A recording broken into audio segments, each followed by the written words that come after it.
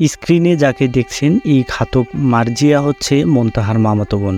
আগে একসময় 250 টাকার মাসিক বেতনে মোন্তাহাকে প্রাইভেট পড়াতো গৃহশিক্ষিকা হিসেবে এবং বিভিন্ন জায়গায় বেড়াতে নিয়ে যেত। একদিন গৃহশিক্ষিকা মার্জিয়া মোন্তাহার ব্যবহৃত কিছু কাপড় চুরি করতে গিয়ে ধরা পড়েছিলেন মোন্তাহার বাবার হাতে। এরপর থেকে মোন্তাহাকে প্রাইভেট পড়াতে বারণ করা হয়। ঠিক তখন থেকে সেই আক্রোশে জিদের বশে প্ল্যান করতে থাকে যে কিভাবে মোন্তাহাকে অপহরণ করা যায় এবং শেষ পর্যন্ত সে মোন্তাহাকে অপহরণ করে শ্বাসরোধ করে মেরে ফেলে মৃতদেহ ঘরের পাশে একটি খালে কাদামাটিতে পুঁতে রাখে। এ বিষয়ে ইউপি চেয়ারম্যান আফসার উদ্দিন জানান, মার্জিয়া মোন্তাহার প্রতিবেশী, একসময় ভিক্ষা করতেন মার্জিয়ার মা ও তার নানি। মোন্তাহাকে বাড়িতে পড়াতেন মার্জিয়া। কোনো এক কারণে মার্জিয়াকে তার স্বামী অনেক আগে ছেড়ে চলে গেছে, ফলে বাড়ির বাইরে কোথাও গেলে মোন্তাহাকে সঙ্গে নিয়ে যেত মার্জিয়া। এর ফলে সবাই তাকে অনেক বিশ্বাস করতেন।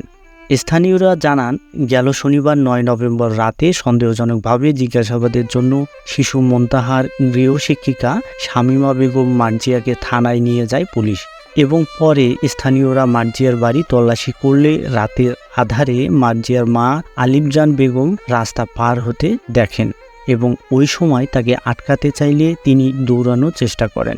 সে সময়ে মোন্তাহার কাদামাটি মাখা লাশ দেখতে পান তারা। পরে আলিফজানকে পুলিশের হাতে তুলে দেন স্থানীয়রা। আটকের পর মার্জিয়া জানান, মোন্তাহার লাশ প্রথমে মাটিতে পুঁতে ফেলা হয়েছিল, পরে রাতের আধারে মরদেহ তুলে মোন্তাহার চাচার বাড়ির পুকুরে ফেলতে চেয়েছিলেন তিনি। কানাইঘাট থানার ওসি আব্দুল আউয়াল বলেন, মোন্তাহার লাশ উদ্ধার করা হয়েছে। বাড়ির পাশে মার্জিয়া বেগম এবং তার মা আলিফজান মিলে মোন্তাহাকে হত্যা করেছে। তিনি বলেন, গত রবিবার 3 নভেম্বর মোন্তাহাকে অপহরণ করার পর শ্বাসরোধ করে হত্যা করা হয় এবং ওই দিনে আলিফজান বেগম মরদেহ সরানোর চেষ্টাকালে স্থানীয়রা দেখে ফেলেন। পরে স্থানীয় থানায় খবর দিলে পুলিশ ঘটনাস্থলে এসে লাশ উদ্ধার করে। পুলিশ জানায়, এই ঘটনায় মার্জিয়ার মা এবং তার নানিকে গ্রেপ্তার করা হয়েছে। তবে ঠিক কী কারণে মোন্তাহাকে হত্যা করেছে তা এখনও নিশ্চিত নয়। ওসি আব্দুল আউয়াল আরও বলেন, শনিবার 9 নভেম্বর রাত 12টার দিকে মার্জিয়াকে আটক করে জিজ্ঞাসাবাদ করলেও কোনো তথ্য পাওয়া যায়নি, বরং সহজভাবে হেসে দিয়ে বিষয়টাকে উড়িয়ে দেয়। এরপর ভোররাতে লাশ উদ্ধারের পর তাকে গ্রেপ্তার দেখানো হয়। গত 3 নভেম্বর সকালে মেয়ে ও ছোট ছেলেকে নিয়ে স্থানীয় একটি ওয়াজ মাহফিল থেকে বাড়ি ফেরেন শামীম মাহমুদ। এরপর মোন্তাহা প্রতিবেশী শিশুদের সঙ্গে খেলতে যায়। বেলা গড়িয়ে বিকেল 3টার দিকে মোন্তাহাকে খুঁজতে গিয়ে কোনো সন্ধান পায়নি পরিবার। খেলার সাথীরাও মোন্তাহার বিষয়ে কিছু জানাতে পারেননি। পরে মোন্তাহার সন্ধান পাওয়ার জন্য পুরস্কার ঘোষণা করেছিলেন দেশ বিদেশ থেকে অনেকেই।